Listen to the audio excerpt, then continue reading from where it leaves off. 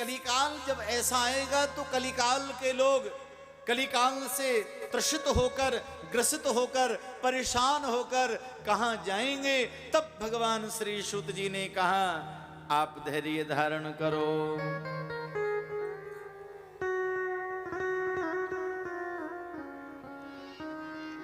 ऐसे लोगों के लिए तो भैया केवल एक ही कथा श्रेष्ठ है, जो कलिकाल के लोगों का उद्धार करेगी। और वो कथा कौन सी है? शिव महापुराण की कथा।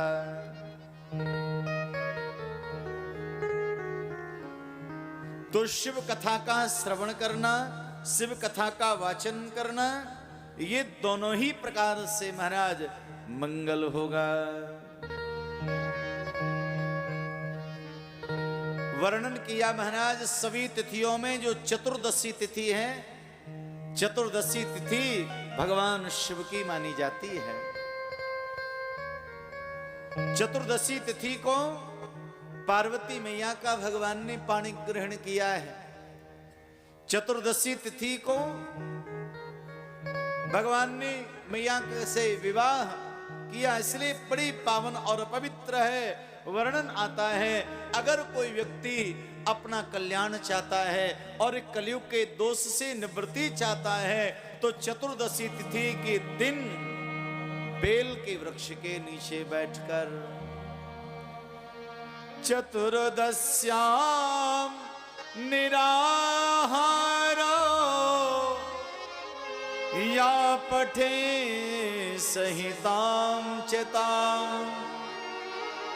बिल्वमूले शिवा साक्षात् सा देवस्य प्रपूज्यते।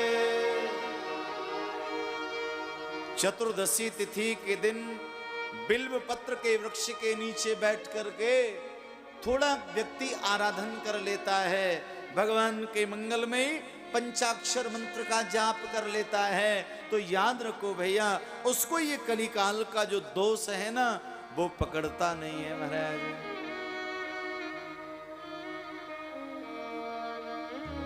कलयुग हावी नहीं होता है उसके ऊपर।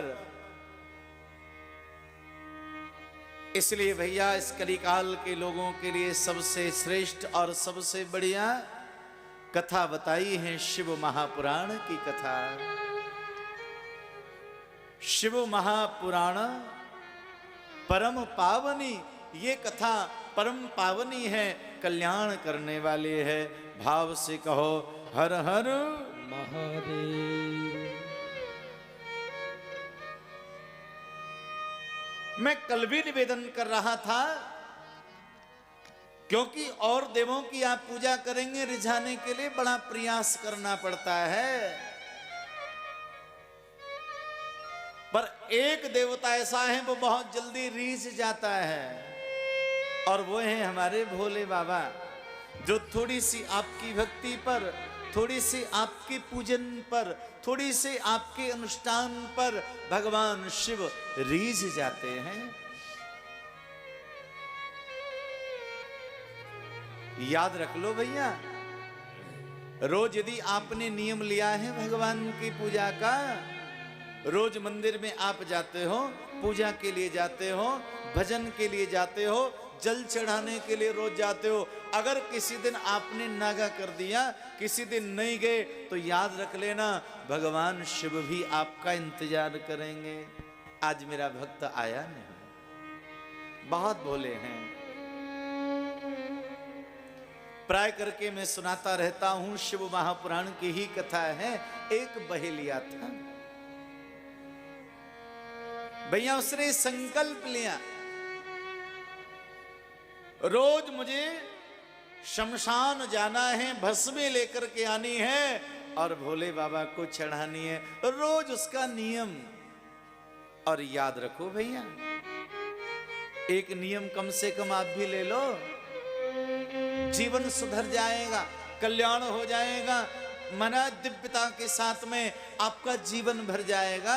एक नियम कोई भी आप ले लीजिए, पूजा का हो, पाठ का हो, भजन का हो, कीर्तन का हो, कथा का हो, अतिथि सेवा का हो, बड़े जनों की सेवा का हो, गुरुजनों के आदर का हो, माता पिता की सेवा का हो, एक संकल्प आप ले लीजिए, फिर आप देखो आनंद कितना आएगा।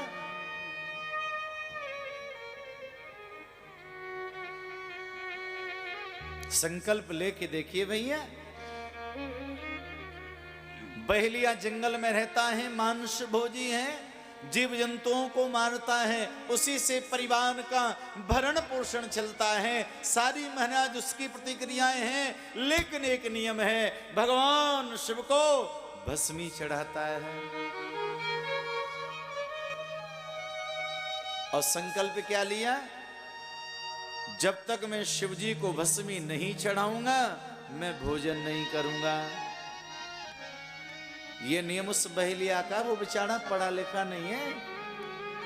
और आप लोग पढ़े लिखे होकर के भी भजन को शॉर्ट कर देंगे, पूजा शॉर्ट हो जाएगी। जैसे प्लेट आ जाए नाश्ते वाली सामने, ओ भजन तो बाद में भी हो जाएगा, पहले नाश्ता ले लेते, ठंडा हो जाएगा। भाव से कहो हर हर महादेव।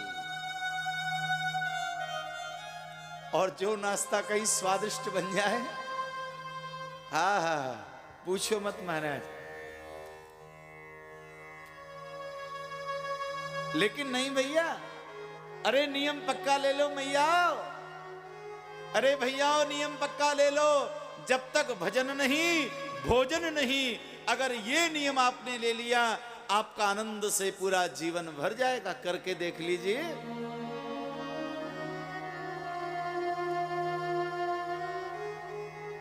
लेकिन बहेलिया पढ़ा लिखा नहीं है, लेकिन नियम है, जाएगा शमशान, शिवजी बाबा को भस्मी चढ़ाएगा, उसके बाद ही भोजन करेगा। वर्षों से नियम चल रहा था।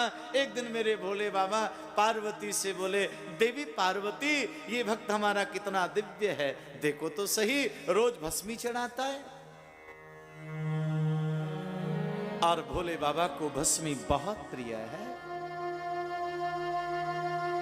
एक दिन क्या हुआ, बारिश पड़ गई महाराज, बेचारा दूर दूर तक गया, अनेक गांवों की शमशानों में गया, लेकिन आज प्रत्येक शमशान में पानी पानी भरा हुआ है, भस्मी नहीं मिली। शाम को देर रात तक लौट के आया और आज आंखों में आंसू बह रहे हैं।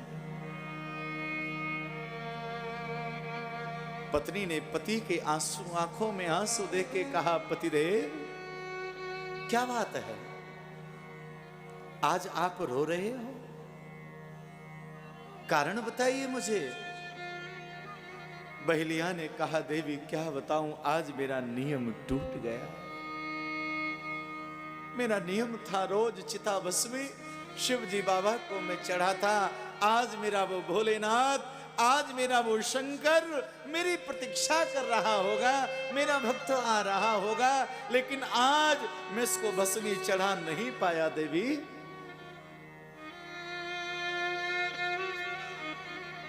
पत्नी ने लाखों बार समझाया, पतिदेव आपने अपने धर्म का पालन किया, आप शमशानों में गए, अनेक गांवों में गए, लेकिन भस्मी न मिली। कोई बात नहीं है, कल भस्मी चढ़ा देना, अब भोजन कर लीजिए, भोजन तैयार है, कल चढ़ा देना भस्मी।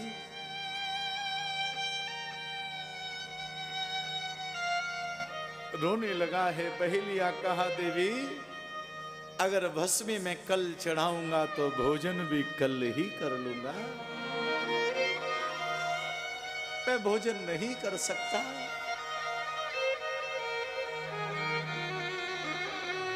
अपनी कुटिया के कोने में जाकर के बैठ गया, रो पड़ा है, आंखों से आंसुओं की धार बहने लगी।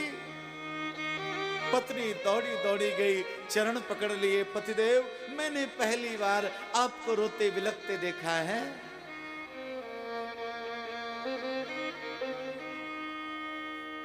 क्या मैं जान सकती हूं नियम आपका पक्का है?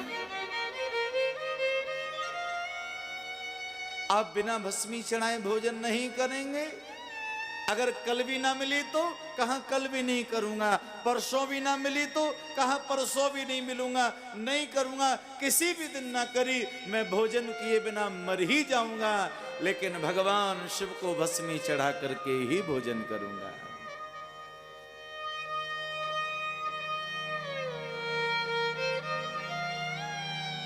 बहलिया की पत्नी ने कहा, पतिदेव अगर आपका नियम पक्का है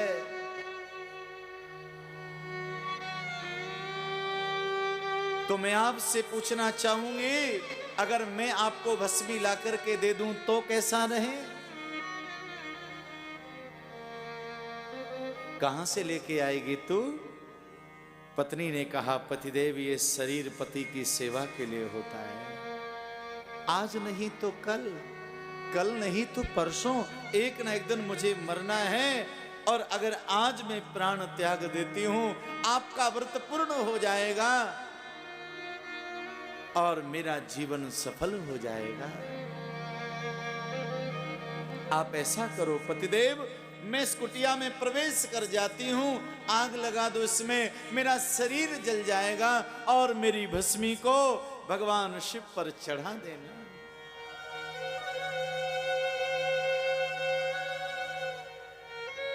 भैया आंखों से आंसू पहुंच लिए और उसी समय कहा, देवी शीघ्र करो। वो कुटिया में प्रवेश कर गई महाराज, और जैसे प्रवेश किया घास फूस लकड़ियां डालने लगा, आग लगा दी, पत्नी जल गई महाराज, और उसकी भस्मी लेकर प्रसन्न होके शिवालय की ओर जा रहा है।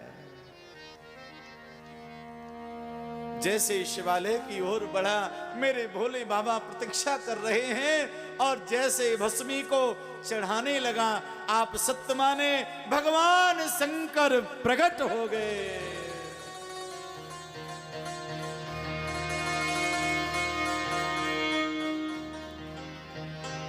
मेरे भोलेनाथ प्रकट हो गए महाराज, और मेरे प्रभु ने भस्मी को स्वीकार किया है और कहने लगे, बहलिया तेरी भक्ति से मैं गदगद हो गया, प्रसन्न हो गया, पुत्र तू वरदान मांग, तू क्या चाहता है?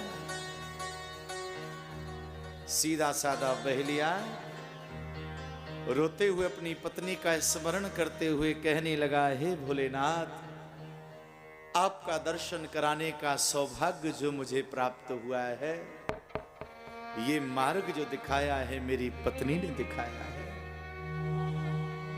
मेरी पत्नी को जीवित कर दीजिए। शिवजी ने कहा, भैया ने पीछे मुड़ के देख ले। भैया जैसे ही पीछे मुड़ के देखा तो श्रीमती पीछे ही खड़ी है। बहलिया ने हंसते हुए कहा, भाई तू कहां से आ गई? मैंने तो तुझे जला दिया और तेरी राख बनाकर, भस्मी बनाकर स्वाहा कर दिया, शिवजी को चढ़ा दिया, तू कहां से आ गई? बहलिया की पत्नी ने कहा, पतिदेव जिनके लिए आपने मुझे जलाया था उन्होंने फिर से आपकी सेवा के लिए जीवन दान दे दिया है। आहा,